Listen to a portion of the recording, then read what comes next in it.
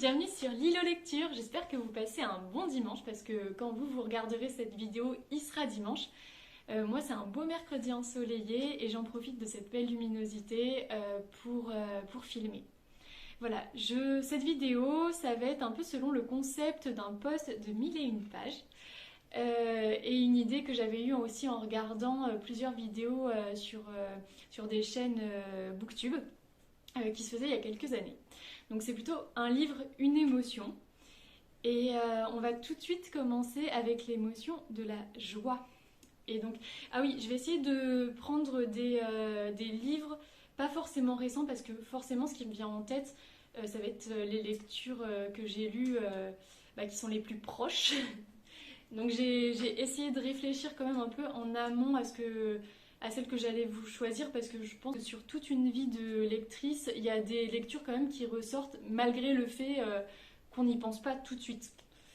Donc la première émotion, la joie, que 1001 pages avait choisi. J'ai repris les premières émotions qu'elle avait prises. Donc c'est le livre Tu comprendras quand tu seras plus grande de Virginie Grimaldi. Donc là je l'ai aux éditions Le Livre de Poche. Donc là on va suivre Julia qui est en fait une psychologue et qui va débarquer à une maison de retraite parce que changement de vie, donc elle change de lieu de travail et elle va à la maison de retraite des Tamaris. Et quand elle arrive, déjà ça va pas très bien dans sa vie et en plus de ça, elle se rend compte que les personnes âgées, elle les aime pas tellement en fait. Mais en fait elle a tout plaqué, donc elle décide de s'accrocher et d'y rester, au sens figuré du terme. Hein. Et elle décide donc de persévérer et elle va s'attacher aux personnes âgées qui sont, elle va se rendre compte que les anciens ont beaucoup à nous apprendre.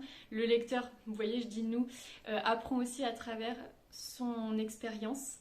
Elle va avoir des papis farceurs, des mamies très drôles. En fait, ce livre, c'est émouvant, c'est pétillant, c'est vraiment un vent frais sur notre vie de lecteur. Et moi, je vous encourage vraiment à tenter l'expérience.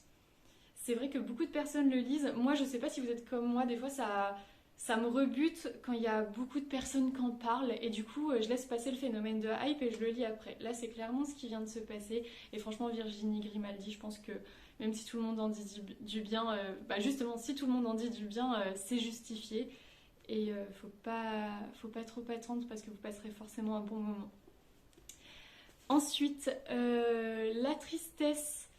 Alors, je vais choisir le livre de Emma Saucé, Le secret de nos existences, parce que c'est le livre, je pense, qui m'a fait le plus pleurer. Je vous le montre. Le livre d'Emma Saucé, Le secret de nos existences. Moi, j'ai été triste, profondément triste à cette lecture, même si c'est un plein d'espoir en même temps. Mais je pense que c'est, le livre qui m'a fait le plus pleurer. On va suivre donc Aria, une jeune étudiante. Il lui est arrivé quand même pas mal de choses et justement ça va être ce que le lecteur doit découvrir au fur et à mesure de la lecture, donc je ne vous en parle pas ici. Mais en fait pour fuir un peu tous ces démons, tous ces secrets, elle décide d'aller étudier à Saint-Malo où elle va rencontrer Raphaël qui a lui-même des secrets. Et au fur et à mesure du temps, elle va s'ouvrir, se révéler, lui également. Mais en fait, comme on découvre au fur et à mesure aussi de la lecture, nous aussi, le poids de leurs secrets, c'est tellement lourd. Moi, les larmes, elles ont coulé plus d'une fois. Hein. Donc voilà, aussi on apprend... ce que j'aime beaucoup de cette lecture, c'est que du sombre va émerger aussi beaucoup de lumière. Donc voilà, un livre triste mais plein d'espoir. C'est pas le livre qui vous fera l'effet d'une pierre dans le cœur. Mais voilà, beaucoup d'émotions en le lisant. Prochaine émotion, j'ai l'embarras. Et là, c'est carrément le livre, j'y ai pensé tout de suite. C'est du thé pour les fantômes que je dois avoir juste ici. Voilà, du thé pour les fantômes. Je l'ai annoté, il y a plein de belles citations, c'est beau. Mais par contre, moi, je suis complètement passée à côté de ma lecture. J'ai tout lu de A à Z, mais pour moi, incompréhensible. J'ai l'impression que c'est un assemblage d'idées décousues et pas vraiment une histoire qui a été travaillée. Alors là, je suis vraiment vache, mais Mais oui, pour moi, j'ai l'impression qu'on nous balançait le dénouement comme ça, je me suis pas attachée au personnage. Et en fait, en lisant le livre, j'ai plus été embarrassée, même à l'idée de faire une chronique dessus. Parce que bon, on n'aime pas trop dire du mal, même si enfin, ici on est partisan de la vérité quand même. Donc bah, il a fallu le faire et c'est pas toujours facile, moi je trouve. Voilà. Alors, un livre avec l'émotion où j'ai anticipé, l'anticipation, et j'ai tout de suite pensé à un livre en particulier parce que bon, j'ai tendance quand même à découvrir les dénouements assez vite parce que je remarque les détails, les petits clins d'œil que nous laissent les auteurs par-ci par-là. Ça va être La Rose de l'Espoir de Madi Plume, là aussi, je l'ai à côté. Euh, que j'attrape le bon quand même. J'ai adoré ma lecture. C'est pas parce que je m'attendais à tout que ça n'a pas été une bonne lecture, attention. La Rose de l'Espoir de Madi Plume, c'est une réécriture de conte et le conte très connu de La Belle et la Bête.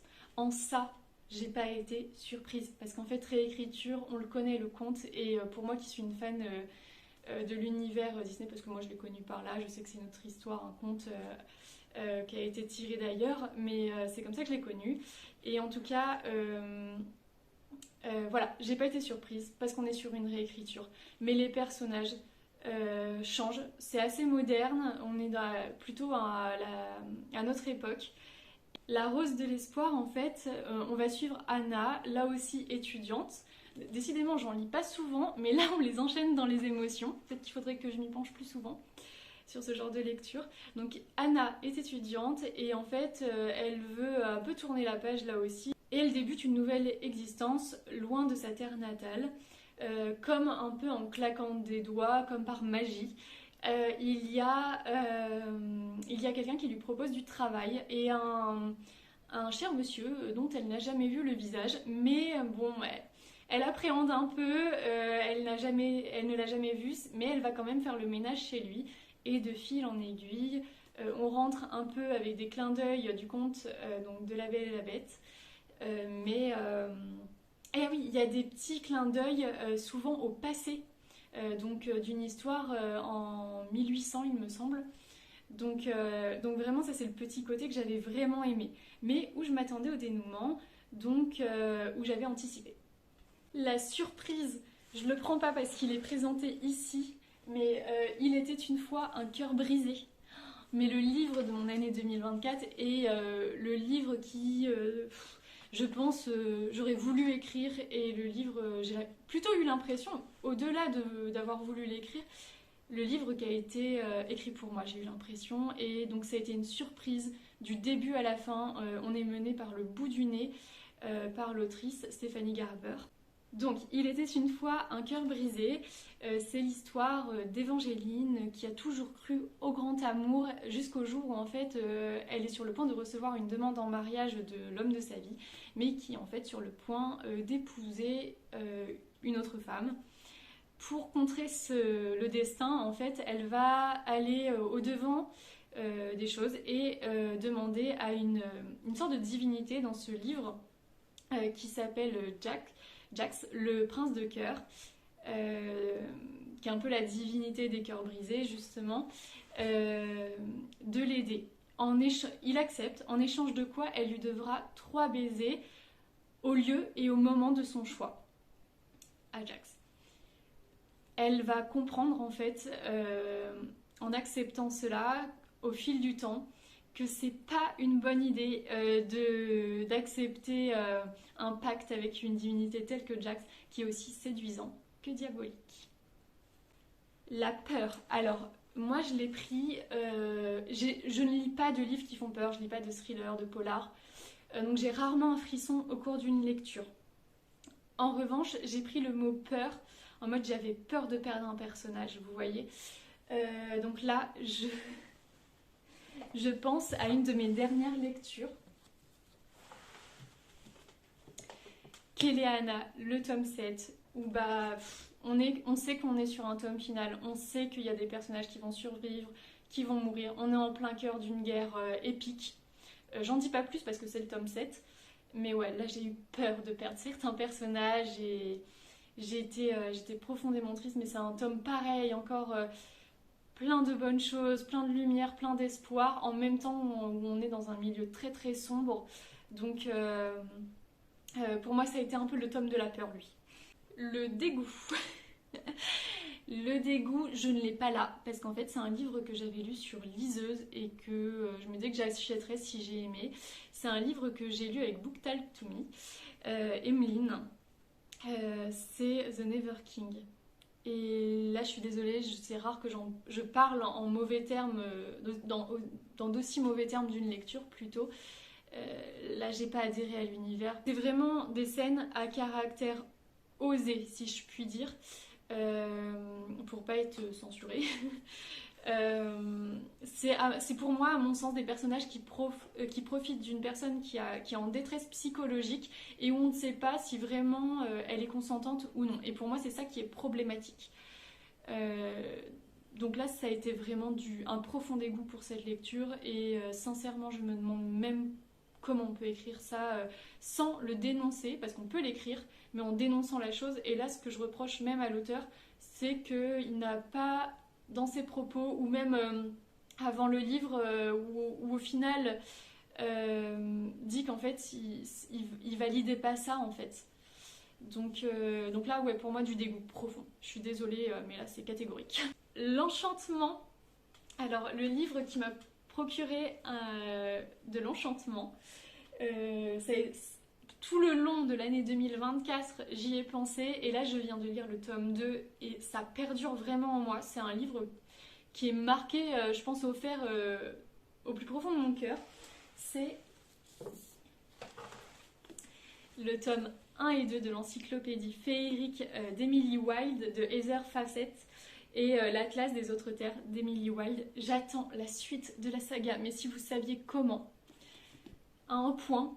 Donc dans ces tomes, on va suivre Emily, qui est une scientifique en dryadologie. Donc elle va étudier les recluses qui sont des grandes fées, et toutes les fées d'ailleurs en général elle étudie, mais là elle veut créer une encyclopédie sur les grandes fées. Donc elle se rend dans un village au nord.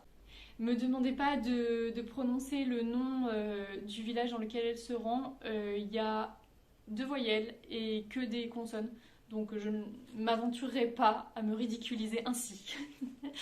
Et donc on va la suivre dans ce village et elle va être rejointe par le professeur Bumblebee, Wendell, qui, pour les intimes, qui est en fait lui clairement le scientifique mais beaucoup plus homme au foyer, alors qu'elle va être très aventurière. J'ai adoré qu'on inverse les rôles comme ça d'ailleurs. Et en fait, il s'avère que les royaumes du Nord féeriques sont bien plus dangereux qu'il n'y paraît. Et le professeur Bumblebee, bien plus touchant en tout cas que Emily trouve qu'il est énervant. Donc clairement, l'encyclopédie féerique d'Emily Wilde, c'est le tome où je ressens un enchantement, mais sur du long terme, vraiment. On va parler du livre qui m'a rendu calme. Donc ça, je trouve que c'était vraiment intéressant comme émotion à ressentir. Et ça a été une lecture qui date d'il y a longtemps, mais que je recommande vivement. C'est Le parfum de Katsu. Là, on est dans un univers. Dans le Japon ancestral, on va suivre donc l'héroïne qui est Katsu. Mais avant tout, donc il y a 2 clans ennemis qui décident pour s'allier de faire un mariage arrangé, où Toru, le fils du chef de clan, va devoir épouser Akeko. C'est purement arrangé, ils ne s'apprécient pas. Et en parallèle, on va suivre Katsu, qui est une paysanne et qui est violentée par son mari parce qu'elle ne peut pas enfanter. Elle aime aussi des choses qui, à l'époque, les femmes de sa condition ne peuvent pas aimer, tout ce qui va être art, dessin, les poèmes aussi. Et en fait, elle va un jour, pendant que justement le seigneur du clan de Toru va voir la fiancée de son fils Akeko pour la ramener dans son village afin qu'elle épouse son fils pour la cérémonie. Katsu va sauver donc le chef de clan d'une chute de cheval. pour la remercier, il va lui demander de venir avec lui et d'être en fait une suivante de la future épouse de son fils, Akeko. Et là, une histoire d'amour faite en fait de non-dits, de regards, de tendresse, de douceur. On est dans un livre aussi où il va y avoir beaucoup de hakus, de poèmes japonais. Vraiment, c'est d'une poésie à faire trembler le cœur, si je puis dire. Et je vous le conseille vivement. Ça m'a apaisé ce genre de lecture. Du coup, c'est la lecture que j'ai choisie pour le sentiment calme. Et on continue avec un livre où je me suis sentie chanceuse. Donc c'est Un palais d'épines et de roses que Emeline du compte Book Talk to Me sur Instagram m'a en fait gentiment envoyé. C'est un cadeau. Emeline, il faut savoir que ça a été une amitié grandissante. On s'est suivis dès les débuts et vraiment de fil en aiguille on a parlé et vraiment ça a été un coup de cœur. Il y a vraiment des belles rencontres sur Booksta. Et je me sens encore plus chanceuse en fait, je vous explique tout simplement pourquoi. Déjà l'histoire est géniale, Akotar, je pense qu'il n'y a plus à prouver sa renommée, enfin, vraiment, je pense qu'elle est validée par plein de monde. Mais je suis chanceuse parce qu'en fait c'était le livre de mon amie. Donc en fait le lire après elle, et ben je sais pas, j'ai eu ce sentiment de waouh, enfin c'était cool. En fait j'avais l'impression qu'elle était un petit peu avec moi. Alors qu'elle n'était pas forcément et donc ça je me suis sentie vraiment chanceuse, donc merci encore à toi Emeline pour ce joli cadeau. On va continuer avec un livre où je me suis sentie un peu espiègle, donc là je l'ai pris du côté drôle, malin et j'ai pensé à Assistant to the Villain. Désolée pour l'accent anglais encore une fois. Donc c'est un livre de Anna Nicole Meirer, désolée pour la prononciation si j'écorche. Mais c'est un livre récent qui m'a profondément fait rire parce qu'en fait j'avais l'impression de connaître le personnage. J'ai quelqu'un en fait dans ma famille qui me fait beaucoup penser à sa personnalité et ça a été vraiment pétillant je trouve comme lecture. C'est une héroïne maladroite mais en même temps extrêmement touchante et finalement pas si innocente que ça, qui a un petit côté machiavélique caché en elle. Et donc là on est sur donc Evie qui en se promenant dans les bois va malencontreusement tomber sur le vilain du village et en fait comme il est pourchassé et qu'elle va l'aider un petit peu à s'en sortir, enfin en tout cas elle est prise dans la course poursuite, il va lui demander de devenir son assistante et son quotidien va changer. Le matin, quand elle arrivera au bureau, elle verra des têtes tranchées. Voilà, elle entendra des cris dans une salle de torture. Enfin, beaucoup de choses comme ça qui vont changer son quotidien. Et il s'avère que quelqu'un, à un moment, veut du mal à son vilain. Et alors là, alors qu'elle s'attache à lui, faut pas embêter Evie, croyez-moi. Donc, un livre où je me suis un peu sentie espiègle.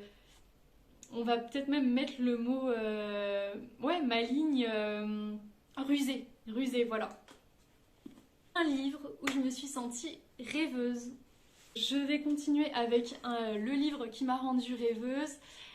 Donc j'ai été vous chercher dans la bibliothèque les deux ouvrages parce qu'il y a eu une réédition en collector. Donc c'est Sorcery of Thorn de Margaret Rogerson avec la très sublime réédition du troisième personnage du trio qui est Silas. Je vous montre un petit peu. Beaucoup trop joli.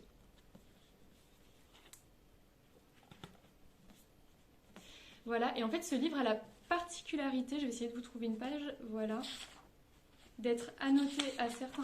Oula. Voilà, d'être annoté à certains endroits par le personnage. En fait, c'est la même histoire, sauf qu'il y a des points de vue du personnage Silas. Sorcery of Thorn, c'est l'histoire donc de Elisabeth. Je vais reprendre ce livre d'Elisabeth parce que ce livre est tout aussi joli d'ailleurs. Hein, avec l'édition Grimoire, c'est vraiment parce que je suis fan que j'ai acheté le deuxième. Donc là, on va suivre Elisabeth qui travaille au sein des grandes bibliothèques. Il faut savoir que dans ce monde, les bibliothèques sont magiques. Les livres sont vivants. Et il y a un jour, quand on est gardienne, on a l'épée, enfin on est gardienne de bibliothèque, c'est pas nos bibliothèques qu'on avait quand on était au collège. Bien que je n'ai rien contre elle. Donc on va suivre Elisabeth, épée au fourreau, qui va défendre donc, sa bibliothèque, et un jour il y a un livre qui se rebelle et qui s'évade, qui va menacer donc toute la bibliothèque, mais tout le royaume. Et donc pour éviter la destruction de leur monde, elle va s'allier à Nathaniel Thorne et son acolyte Silas, un peu mystérieux. Il faut savoir que Nathaniel est un sorcier et que les gardiens de bibliothèque et les sorciers, ça fait pas bon ménage dans ce monde. Mais il s'avère qu'il va y avoir un trio qui se forme au fur et à mesure, et je vous laisse découvrir l'histoire. Les fans d'Harry Potter, d'objets magiques qui prennent vie dans un univers de fantasy vont être servis. Le trio, il n'y a pas de troisième roue du carrosse, il est parfaitement mené. Chacun a sa place et ça sera que du bonheur à lire. Vraiment, foncez. Voilà, on termine. C'était le dernier livre pour un livre, une émotion. J'espère que ça vous a plu. Si ça vous a plu, vous pouvez me proposer d'autres émotions auxquelles je n'ai pas pensé, et on pourra faire une autre vidéo si vous voulez là-dessus. N'hésitez pas à me le dire en commentaire.